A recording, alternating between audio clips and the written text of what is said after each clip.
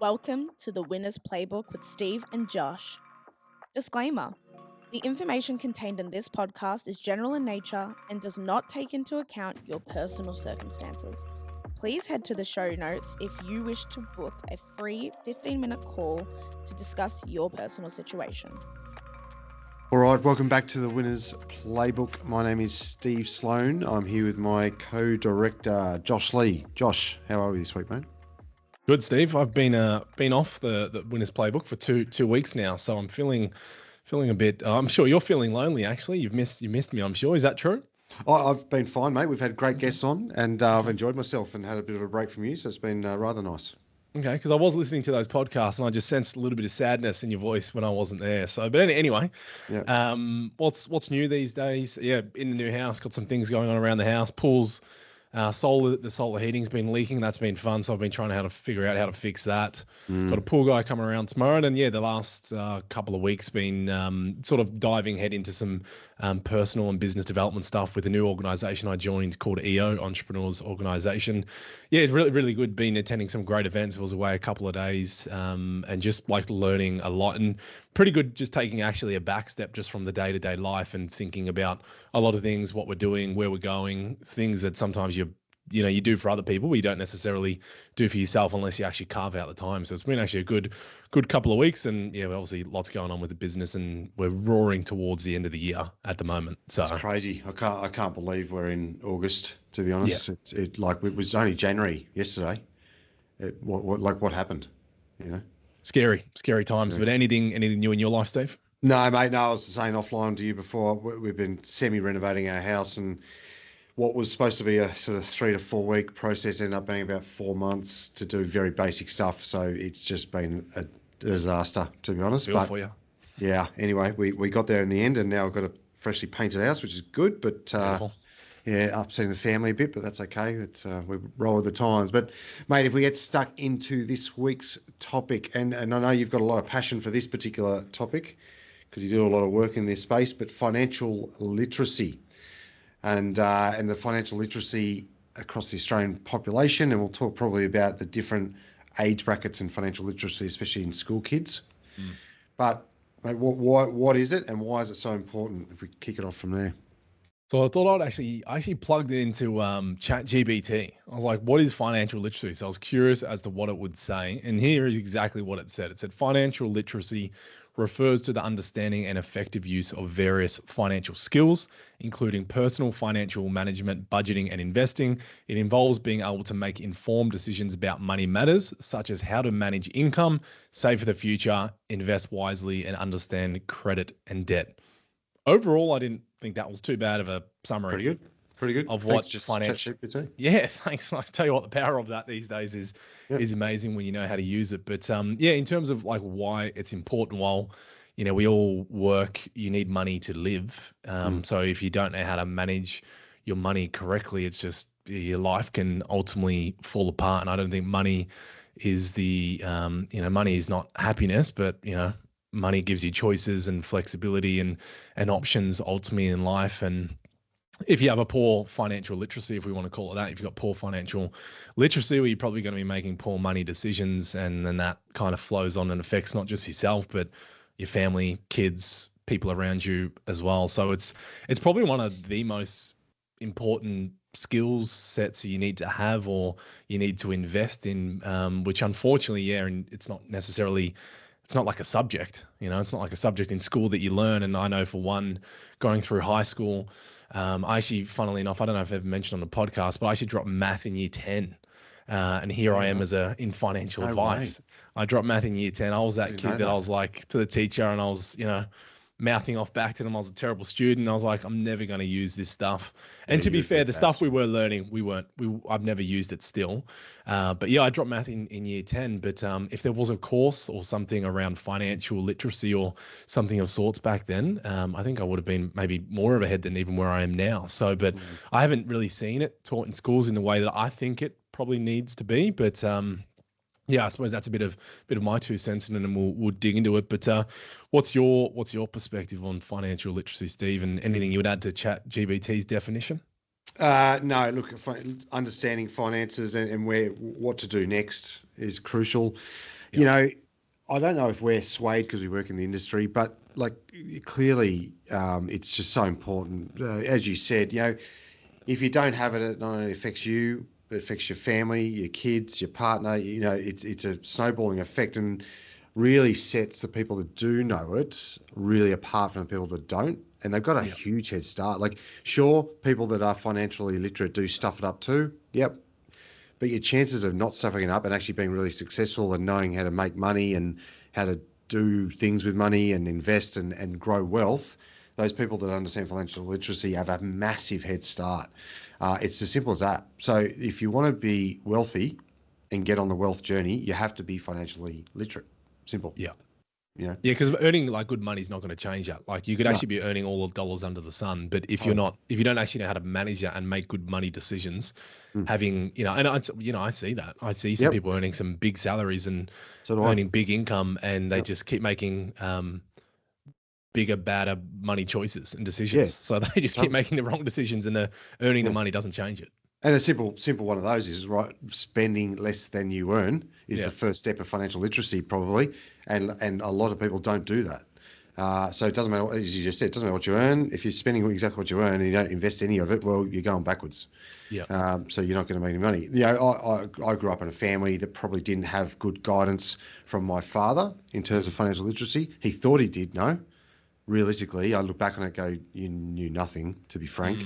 And that put us behind. We weren't able to do the things we wanted to do, go to the schools we wanted to go to, all that sort of stuff, because he made some poor choices and didn't know how to invest. I remember him telling me one day, I'll never take on investment property because I can't ever deal with the tenants. And that was about 40 years ago. Well, imagine the wealth he'd have if he'd invested in a couple of investment properties 40 years ago, right? Like, it's simple stuff like that. So, look, I'm all for it. But if we move on to, schools, and you've got a big show in this, and you've done very well with setting out this for our company and decking it out and helping out the future adults of the Australian population, being the kids at school. Let's talk about schools, mate. Are they doing enough? And let's get into the details about what you're doing in the schools. Yeah, so obviously it's like, I don't think they're definitely doing enough at all, and hence why we've launched Beyond School, the program that is dedicated towards, getting into schools and getting in front of kids, predominantly year 11 and 12, with the view that, they're towards the end of their schooling and then are going to enter the real life, if you want to call it that. And I always just reflect on my own situation in year 11 and 12 and, having no idea what I wanted to do or be into the future. And I've said it plenty of times, I actually thought at that stage I was going to be a professional UFC fighter. So luckily I'm not. So I probably wouldn't have my good looks. You look just as scary though. Yeah. But I think the whole motivation behind the Beyond School program is to teach the kids the skills that they should have, but you don't necessarily get taught in schools. And a part of that is basic financial literacy. How to manage your money, cash flow, taxes, managing debt, all things that you should have under your belt by the time you're 18 and you walk out of school, because you could be going out there and applying for loans. And I got a motorbike loan for a road bike when I think I was 19, and had no idea what I was doing, and was paying some of the highest rates of interest. Now that I look back, I realize that, but I didn't have anyone to tell me, or no one gave me any education around it. And in this world, it's pretty easy to get your hands onto things like debt and bad debt. You can just go apply for a credit card. So if you don't walk out of high school with the basics, it's pretty easy where you can sort of dig yourself into a hole, and it can kind of then feel like you can't get out of it, and you're destined to to live in that life. So that's the whole motivation behind that Beyond School program. And you're obviously talking about other ideas in terms of how we could maybe take that a step further in terms of helping kids and even getting people into the industry and what we're doing. And also I think another part of it though is we talk about building wealth, and we always talk a lot about one of the best ways to build wealth is actually to get involved in business and, entrepreneurship. And that's not really something that I personally see. I'm sure there might be some schools that do something around these areas, but it's nothing that I personally see or hear about from anyone I know or come across. But I don't know if you see anything any differently, Steve, considering you obviously got kids, even though they're quite young. If you see anything in that realm around any of those areas? No, I don't, mate. Look, to be honest, and my kids go to a fairly good school. I really don't see anything around that money management, personal management, that I can see. Maybe I've missed something there, but I think there's just a huge amount of work to do there. I think from every level, from government to private companies like us, I feel like we've got an obligation as advisors to set the tone and try to help this problem. Yeah. And that's why I think you've done what you've done with the Beyond School program at Link. And we'll keep on investing into that to try and get the help out there for the young students out there that want to know more about this stuff. But mate, what can people do around this financial literacy stuff if they're not totally abreast of it, don't know where to go? What can people do to try and cross that bridge? Yeah, there's obviously plenty of things, like just invest in yourself, is probably the number one. And it's pretty easy these days. Like you could virtually just be on social media, where all the advisors at Link Wealth Group are on TikTok and Instagram, and that's where you can get virtually all of your knowledge these days. Or, ChatGPT, there's so many different sources to be able to do it. But like what worked for me was just early on reading some books. Like that's what really actually helped me initially, watching videos on YouTube or whatever it may be, listening to podcasts. It's quite easy, and none of that's expensive at all. So that's really the way, or you just get around, other people, attend courses, invest in yourself through that, because you're probably not going to get any of it from school. But yeah, it's probably a big one there, I would say, is just being conscious of who you hang around with as well, and the habits that they have. And, if you hang around people that have got poor money habits and a poor relationship with money, then, it's going to be pretty hard for you to kind of buck the trend. And it's always something I speak to clients about initially.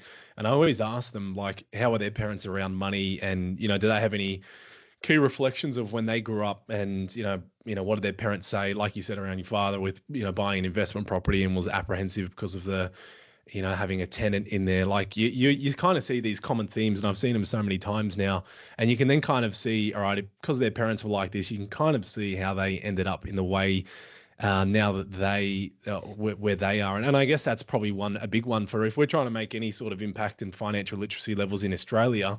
Yes, there's one of, speaking to the kids and students when they're in high school or whatever it may be, but it also starts at the parents. Like, the parents, need to, they need to fix themselves before they can then fix the kids. Because if the parents have got all the wrong habits from the beginning, well, that's where you're just going to see that sort of generational cycle, and no one's going to buck the trend, and everyone's always just going to think, well, this is how it should always be done. You buy your first home whenever you can, pay the loan off over 30 years, and then you get to 60 and hooray, maybe you might be able to retire with some money in super. But that's kind of like what the system's embedded in. That's kind of how the system's built, unfortunately. Like, it's built around that. You work your 9 to 5, and that's just how that whole system is built. And I've heard from some close family members around, like the amount of debt that I hold, or like investments that I've made in the past, and why would you do that? But if I didn't do it and I just focused on paying down debt, I wouldn't be anywhere in the position that I'm in now. So I think you just got to be very careful of who you're taking advice off, and particularly, nothing against the older generation, but sometimes, things that applied in their lifetime, it's very different to how it is now, and you can take some good from it, but it doesn't necessarily mean that's how you should be making all of your decisions. So I know that was a very, very long-winded answer. Yeah, well, definitely pick your mentors, right? Who you're listening to is crucial. I think the amount of times I've been told I'm crazy for some of the moves I've done with finances, and I've probably ended up in a pretty good position, today. But yeah, I've specifically can remember people saying I was crazy taking on some debts in the past, but have paid off very handsomely. But mate, if parents are out there and they want to try to help their kids with this, what are some of the things parents can do? Well, I'm thinking about it, Steve, because I've got a child on the way as we speak. So I'm 3 months out looking from our first child, our son, joining.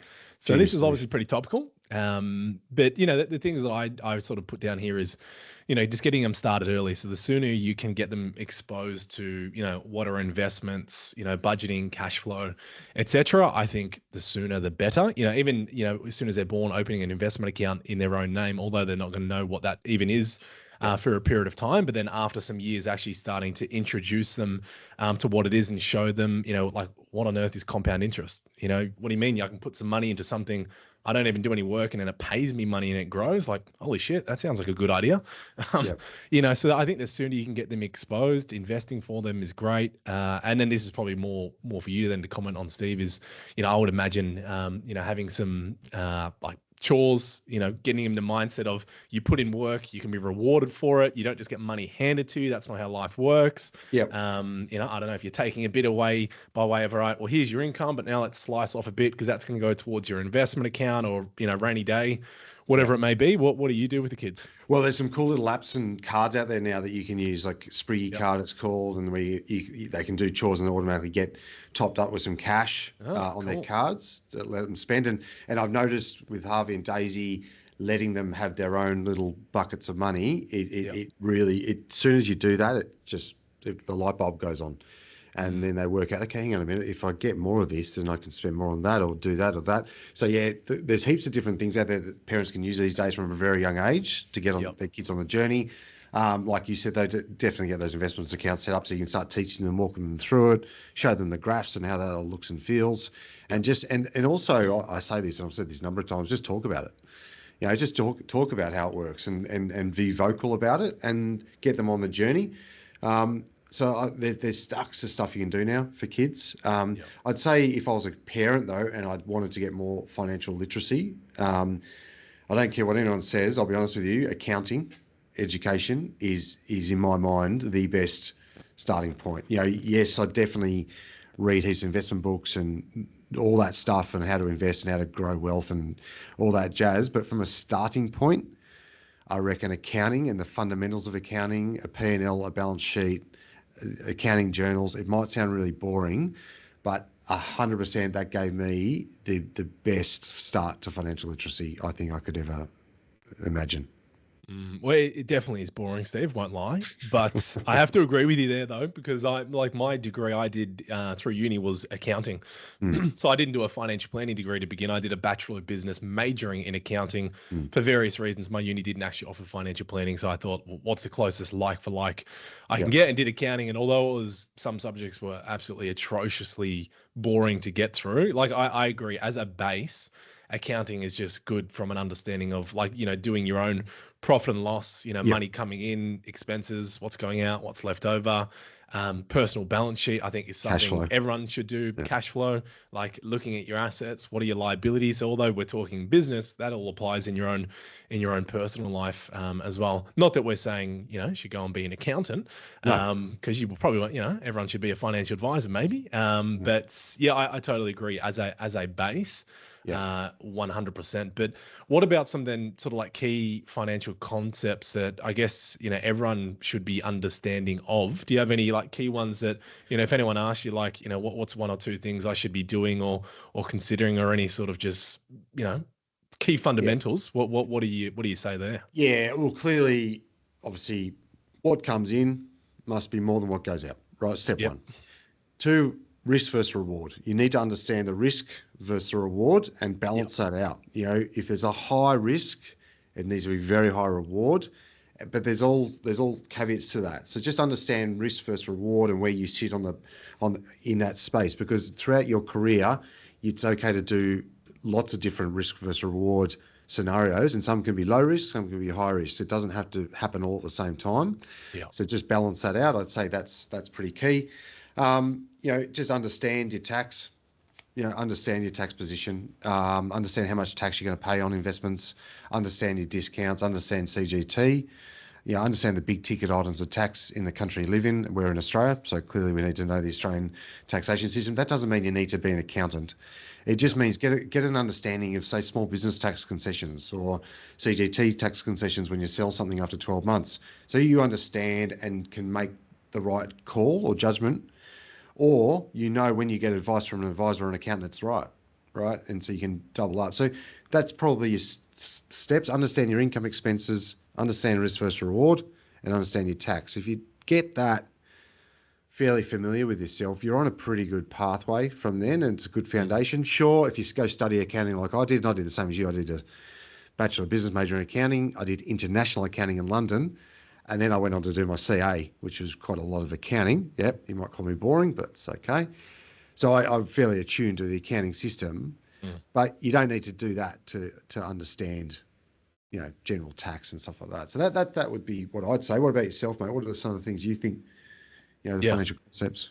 Yeah, well, definitely, like, they spend less than you earn. That's a number one I had, and that's simpler, more simple than it sounds, of course. Yeah. But in the day and age of like Afterpay and credit cards, you can actually manage to spend more than you earn by that, which you typically do see. So that was number one. Invest early, invest often. Doesn't have to be big amounts. You know what I mean? Like the micro investing apps these days, you could literally be investing like $1, $5 a week. Just the earlier you can get started, the better. Understanding good versus bad debt, that one's critical. Good debt being, debt that you're taking on that's generally investment grade. So that could be properties, investing into shares or whatever it may be, but it's paying you an income. That debt's tax deductible. That's probably more of the definition of a good debt, whereas a bad debt might be like credit card, car loan, money, it's depreciating assets. It's not necessarily putting money in your pocket. And that's one I think a lot of people should definitely understand. And you touched on the point, I think, around tax, because the tax system in Australia is actually very straightforward, but the amount of misconceptions out there is bloody ridiculous. Like some of the videos I do on social media, and people are just like blown away by, the common misconception is, I don't want to earn up into the next tax bracket because I'm going to, now I'm going to pay more tax and lose a lot more of my pay. Like, I say, don't be afraid of paying tax. If you want to create real wealth, a part of that means you're just going to have to lose a portion of it by way of tax. Yeah. And I actually see some people of the belief of not actually wanting to get a pay rise because they don't want to pay more tax, which is just freaking insane. It blows your mind, right? Like, it is. And if you don't understand how the tax system works, then that belief could just be holding you back from the get-go. But some of that stuff is so common. And the biggest one I just had is like, just, if you only had like 10 grand to invest, where would you put it?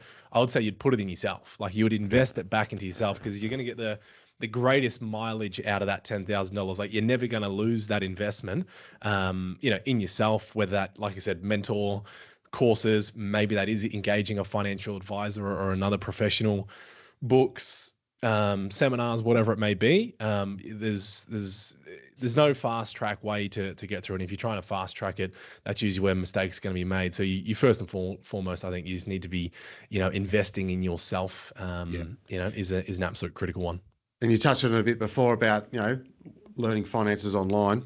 A lot of people would say you're crazy, right? Yeah. Like taking advice online. I had a client the other day that got me online off TikTok, and originally they said it was crazy, but then they did some research and found out that it was good to meet with me. Yeah. So what's your take on all that, and how do people ensure they're getting the right info? Yeah, well, you got to be very careful these days because, Jesus, there's a lot of scams out there. So you got to be super careful where you're getting that information from. Even we were talking about ChatGPT before when I did that definition of financial literacy. That is not even perfect as well. So you have to be very, very careful where you get your information from. And I suppose if you are looking to, actually work with a financial advisor, you would check the advisor register, and you can actually check this online. You can jump on the website, financial advisor. I think it's Money Smart register, and you can check anyone you're speaking to is actually a licensed financial advisor and accredited. Because unfortunately, I've heard of some stories of people through social media that have reached out to me that have been scammed by people, and there's a lot of that out there. So you certainly have to be very careful. I was watching, I never watched the news or a current affair, but it was just on loosely in the background a couple of weeks ago. And I actually remember probably 6 or 7 years ago, I attended this seminar or webinar of this lady that was talking about buying stressed people selling property when they're distressed. And there was this secret, some sort of secret formula is what this business offered in terms of locating those properties so you could acquire them from distressed sellers. Right. And I actually just seen her on the on a current affair the other day, and she's lost her financial services license and has been taken to court for millions of dollars for being a scam. And it was a big business. It was actually a big business. So you have to be, super careful. And I would say, if you're getting any information from anyone online, you'd probably want to suss them out. You know what I mean? Watch their videos, see what they're about, check them out online. Did they have a presence, like a website? Check that. Is there some Google reviews there that you can actually look at, real people, and, maybe just even ask around or get some various opinions as well. But you definitely got to be very, very careful out there in this day and age. Anything you would throw in there, Steve? Yeah, look, I think the world has changed, and I think, go back 10 years, you'd never think about online sort of financial literacy. And I think now there's a lot of good content on there. I know a lot of good guys out there doing, and girls for that matter, doing good stuff online. And it's definitely a good way to deliver content, content. So the world has changed. Don't be afraid of it. But yeah, as you said, do your checks. But it can be good place to start. And if you combine that and get your short, and the good thing about online is just short snippets of information when you don't have a lot of time, right? So that's what's good about it. But combine that with some maybe more heavy lifting in the study part, and you might want to do like a 3-month course on accounting and finance and stuff like that to really lift up your financial literacy from there. But if you do that, but then also stay on the journey, keep yourself updated. It's not like a one-stop shop, right? You can't just do that and think it's going to be that forever. You need to continually invest in your own time, as you said, invest in yourself a bit, give it some time each year, stay abreast of it, and you can definitely get on the journey, and then fold that into your family, right? Educate your kids better, help them out, and get on the journey and go from there. Yeah, well, it's one of the goals I see a lot of clients that I work with is they want intergenerational wealth. So that's not wealth that I'm building for myself.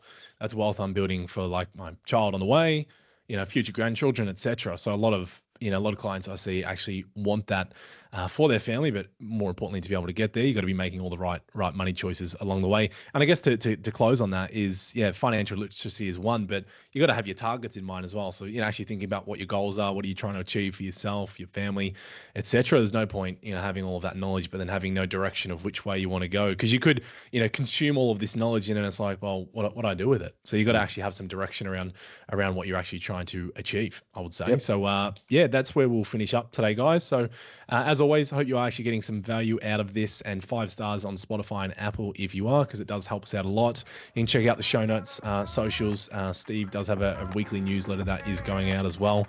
And as always, if you do want to reach out to any of the financial advisors in the business, just jump on the Link Wealth Group website, or you can go through any of our social media channels and book in for a free 15-minute chat. Other than that, Steve, appreciate your time, mate. I'll see you on the next one. See you next time. Bye. Done.